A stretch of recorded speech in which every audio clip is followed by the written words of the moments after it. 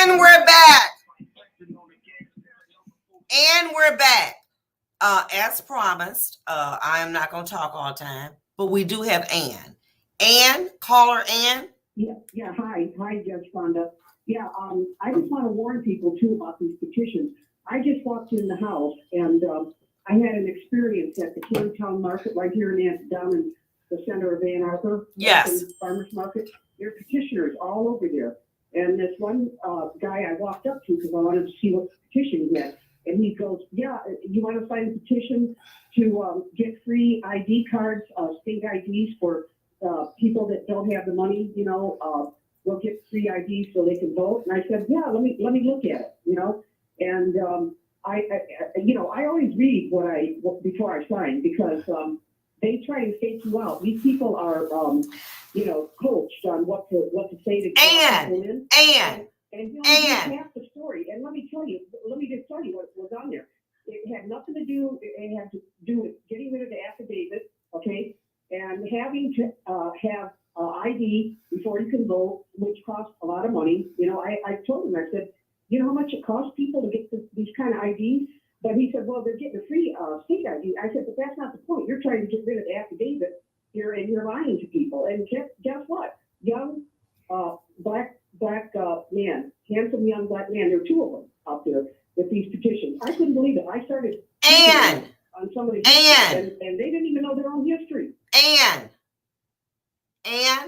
Yeah. Okay. Can you hear me? Yeah. It's not a great mention, but yeah. Okay. They're getting up to $4 to $5 per signature. I know. That's what I told him. I said, you're just doing this for $60 a page. But you're screwing up. I said, because they're getting women first. And I said, next thing they'll be coming for you. I said, you better start reading before you start passing these kind of petitions out. I said, I was really pissed. And by the time I left, which I was here for about an hour, I went up to see how many signatures he'd gotten. He got about 10. And I'm going, wow. I said, boy, that's just amazing. I said, half these people, and their young girl walked up, right when I was talking to him. And she goes, what are you petitioning for? And he told her, but what he said was, oh, this is for free ID for people that are, can't afford their state IDs and stuff. And I said, well, why didn't you tell her the rest of the story? I said, man, you better read that thing before you sign it, because you're signing away people's rights that we already have now. And she didn't sign it, but she did stop and read it. And I told her, from now on, read before you sign. And if you don't understand it, don't sign it. I mean, at this point, you know what I mean? It's like kind of scary out there, but it's pitiful. It's pitiful. And you know what? I'm so glad that you were able to share that with us, because they used this, whoever the group, young black men. Yep. And so if you use a young black man, and it's talking about ID, you thinking that you're supporting something that will help vote. I told him straight up that he was lying. And I said, a young man like you, I said, you claim to be independent. I said, I know you're not independent. You're a freaking Republican. I said, why don't you just admit it and be honest and, quit lying to people to get their signatures? Because I said, half these people don't read what they're signing because of what you tell them, And I said, which it's on their part of their stupidity.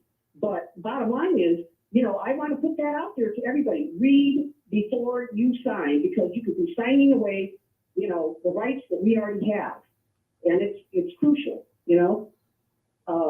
and don't just get sucked in by what these people tell you, what you're signing, because half of them are lying. It happened to another election right down on State Street, right in Ann Arbor.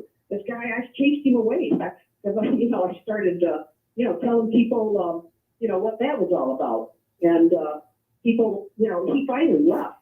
But it's scary out there, man. These people just are, like you say, they get paid to lie to people to get these signatures, And it's disgusting. Furthermore, he wasn't even from this area, So thank you. I wanted to say. Thank you so much. Let me say this to you. What Ann just talked about is wonderful. This is how they do it. There are people who will come from other states. What did I say? It's 14 signatures, I want to say. 14 times 5 is $60. So if you get 10 pages, it's a pretty day today, 80 degrees here, you got $600. There are people that will come from other states to solicit or circulate these petitions. So what do? I know that it's going to hurt Black people. So I'm going to have a Black circulator. So people will automatically think that it's for Black people and it won't be negative toward them. That was a brilliant plan. They may have, as she said, they were young African-American men. Automatically, someone would say, well, what you got there, young man? Oh, it's just to get IDs, state IDs for people who can't afford it. Oh, sure, let me sign that. And before you know it, we're going to be in a situation just like we were with redistricting. They don't tell you the truth when they have you sign it. Then the verbiage on the ballot is also misleading because you don't know the true intent until it's passed. And then I say, oh, well, here it is right here on page, 91. We're about to change the way that, we redistricting. You say, wait a minute, hold on for a minute. Let me see that. They already passed it. They slept. Because you understand. Now, what did I say? Many people are out circulating. She's now saying they're up in the ante. They're using young Black men to have these petitions, and they're misleading to people signing them as to the purpose and why. So you have people potentially, say for instance, I have my daughter and I say, I need you to help me out. We can make almost $1,000 in a day, just the two of us. Their people are not thinking, they think about me, my four, and no more. They're not thinking about the implication that will have. And let me tell you something about these organizations. They pay very, very well. Oh my God, do they pay? As soon as you turn them in, every week, here go your money. Here go, because they got millions and billions. And so then what happens is this actually gets on the ballot to require you to have valid state ID in order to vote. And what will the conservative Supreme Court say? Well, that's state rights. That's state rights.